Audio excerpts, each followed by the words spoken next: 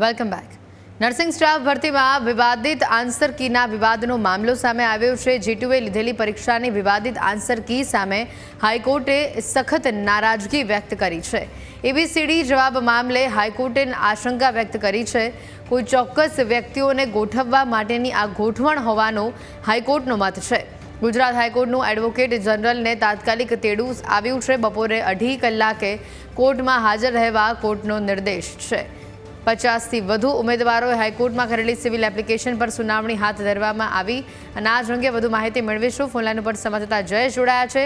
Jayesh, nursing staff ભરતીમાં જે વિવાદિત આન્સર કીનો વિવાદ હતો તેને લઈને G2એ લીધેલી પરીક્ષાની વિવાદિત આન્સર કી મામલે હાઈકોર્ટે સખત નારાજગી વ્યક્ત કરી। અપડેટ શું?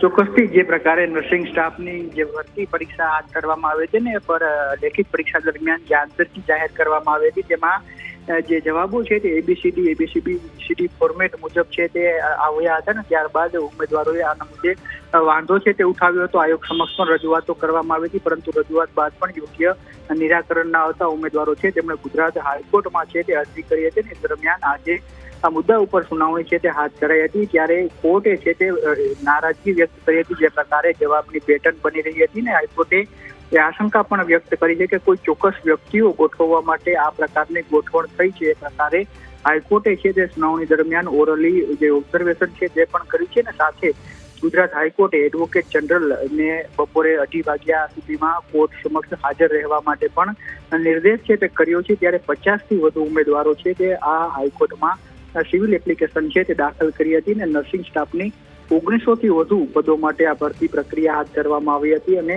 56,000થી વધુ ઉમેદવારોએ પરીક્ષા આપી હતી। ત્યારે 2:30 વાગ્યે કોર્ટમાં છે તે આ મુદ્દે વધુ સુનાવણી હાથ ધરાશે કે ત્યારે એડવોકેટ જનરલ છે તે કોર્ટ સમક્ષ હાજર રહેશે। જયેશ, આભાર માહિતી બદલ।